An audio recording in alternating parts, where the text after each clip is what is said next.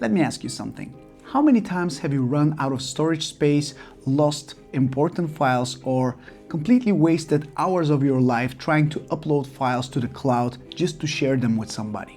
This is just part of my hard drives and SSDs that I have been using just in the past year or so. But this is where NAS, or Network Attached Storage, comes into play. Instead of relying on all of this for your data and storage needs, this is an all-in-one solution that can carry all of your data and keep it secure in the cloud.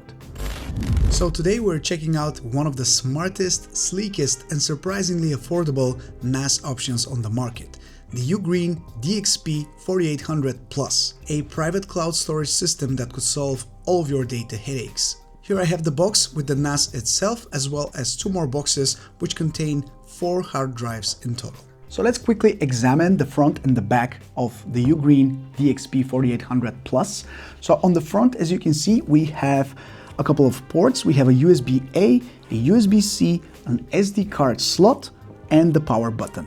These ports are super handy to have if you want to quickly transfer something that you have just shot and you want to quickly transfer it with the maximum speed available directly to the NAS, so you and all of your team can access it straight away. On the back, we have this magnetic mesh that keeps the fans clean from the dust, and it's attached magnetically, which is quite cool. We have the DC in port that powers this whole thing up. We have a 10 gigabit and a 2.5 gigabit LAN ports, 2 USB-A 2.0 ports for slower devices, a USB-A 3.2 port, and an HDMI port. So as you can see, we have a lot of different ports that you can use both on the back and on the front of the device that you can use to connect a lot of different peripherals, which is pretty cool. Installing the hard drive is that simple.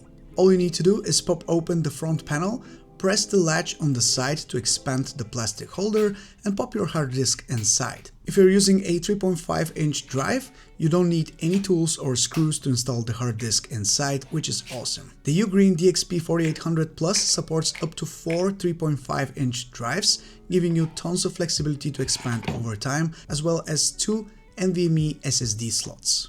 The maximum storage this device supports is 136 terabytes, which is around 47 million photos or 92,000 movies. Insane amount of space for long-term archiving. What's really great is you're not locked into expensive proprietary drives, so you can use pretty much any hard drive or SSD you want. And you can always upgrade later, just hot swap your old drive for a bigger one. Right here I have 4 4TB hard drives by Western Digital, which total to about 12 TB of usable storage, but we'll get to that in just a second. Once you install your hard drives, you need to connect the NAS to your router by the LAN cable that's provided into the box. Then look for it on your network and set it up through the Ugreen NAS application or via the browser, and within minutes you can format your drives, configure the RAID, and start using your NAS. Even a complete beginner can go through the whole setup with a breeze because you have a lot of pre-selected options giving you information about why this is a recommended option. So if you're just starting out with your NAS, don't feel intimidated because you don't know what you're doing, because the setup is very easy and everything is explained very well. Now, if you're a content creator like me, probably the number one thing that you will do with a NAS like this is to transfer all of your important data on it. Whether that's drone photos, drone videos, RAW files, everything that you have, you can transfer it by simply dragging it and dropping it with the interface that the Ugreen DXP4800 Plus comes with. So now let's talk about speed and let's do a little speed test. Right now I have connected my Mavic 4 Pro to the NAS itself, and we can see it here as external storage. So let me just go into the internal storage of the drone and right click and check the properties. Right now we have 122 gigabytes on this folder. So let me just copy that and we'll just create a folder here, call it speed test, because I just want to run a quick speed test to see how quickly it's going to transfer. Right now we can see, let me just clear the completed tasks. We can see it's being transferred with about 300 megabytes per second. It might drop a little bit, it might increase, but generally this is the regular speed that you can expect.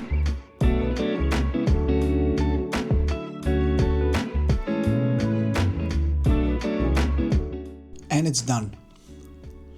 And just as a reference, I don't have that much space, but I uploaded 10 gigabytes to Google Drive and it took roughly the same time, 5 minutes and 55 seconds for a 10 gigabyte folder compared to 122 gigabytes in even less time uploaded to the NAS. Now something else that I want to show you is called row compatibility, and let me open the DJI folder here that I have with different photos and videos.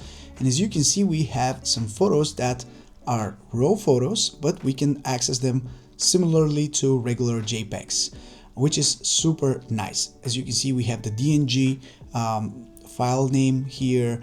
We can access some details for the photo. We can see that it has been taken on the Mavic 4 Pro, at what time, what resolution. This is a 100 megapixel photo, so it's a quite big one, 132 megabytes, and we can open each and every one of them just like a regular photo, which is really nice.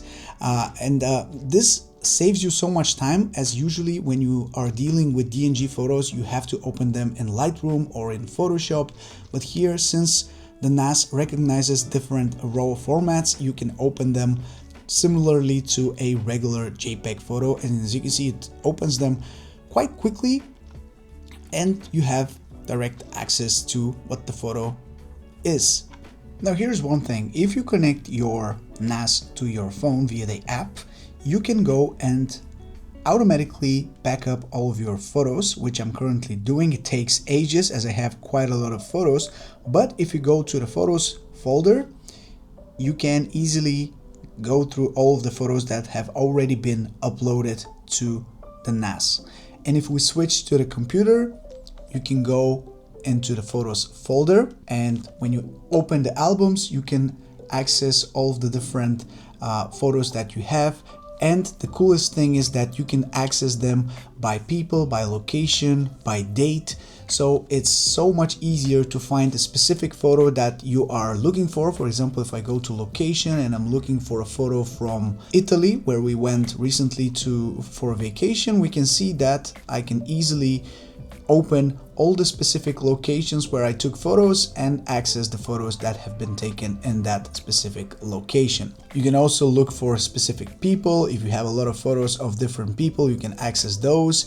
And you can, of course, just go through all of your photos one by one. If you're working within a team and you want your team members to be able to access your files, multi-user support is here, so editors and VFX artists, for example, can pull footage directly from the NAS without ever needing to get to Google Drive or send WeTransfer links or anything else. Okay, so another scenario that I want to show you is when you have just finished filming something, like I am, for example, right now. I'm in my car, ready to go back home after a shoot, and I have my USB dock here with an SD card inside, which I'm plugging in right into my phone. And when I do, I can open the Ugreen app. I can go into my files, tap on the plus icon, and now I can upload a file. We can enter inside the interface of my SD card, go to private, and for root, clip. Now let's just say we want those 2 clips here of the Mavic 4 Pro hovering in the air. Let's just press open, and now it will start uploading. The cool thing is that it will keep uploading, and by the time you get home, the files will be already uploaded on the NAS and they will be waiting for you. And if we go here to our task center, we can see that they are being uploaded with a couple of megabytes per second. So pretty soon we'll have our files ready. By the time I get home, they will be waiting for me, ready to be used. And also, if you're using Google Drive, for example, you can sync folders across both platforms, so your cloud stays up to date, but you can also have local backups in case anything goes wrong. You can even stream your media, photos, 4K videos, music directly from the NAS to multiple different devices simultaneously. Your phone, your laptop, even your smart TV. Now, after using this device for the past couple of weeks, I have a couple of things to say. First of all, I think it's perfect for creators who have a lot of data because as it accumulates over time, it gets a little bit messy and the fear of losing all of your data is never leaving you. Now, I'm a little bit more relaxed knowing that I have a lot of data here and it's not only in the cloud, I also have it in my possession. It's a local data management that you can access from everywhere. So that is giving me a lot of peace of mind. But the thing is, I am just scratching the surface of what's possible with this device. I'm planning to expand it and buy more storage with bigger hard drives so I can have even more data and even more freedom for the future as I plan to expand all of my operations, and I have a lot more footage that keeps coming in all the time and I want to archive it and save it for future use. So this is only the beginning of my experience with this device. I think NAS devices are here to stay and are super crucial for creators who have a lot of data. When it comes to the noise that this thing makes, I haven't really heard it. I don't hear the fans spinning at all. As a matter of fact, the only thing I hear is the hard drives themselves. When I'm uploading data, when I'm doing something, when I'm downloading data, I can hear the hard drives working. That's the only noise this thing makes.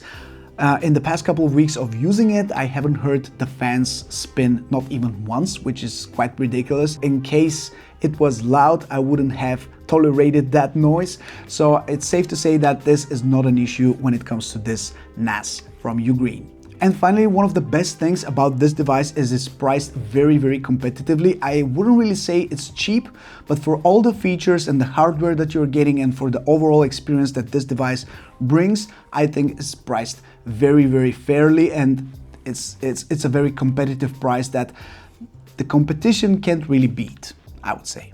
Check the link in the description if you want to get 15% off from your purchase of the DXP4800 Plus. And with that being said, guys, this is everything I have for you from today's video. I really hope you enjoyed it. Let me know if you have any questions about the DXP4800 Plus, and I'll be sure to reply in the comment section below if I have the answer. Never stop flying, never stop backing up your data. This is Mike from Drone Supremacy, and I'll catch you in the next one. Ciao.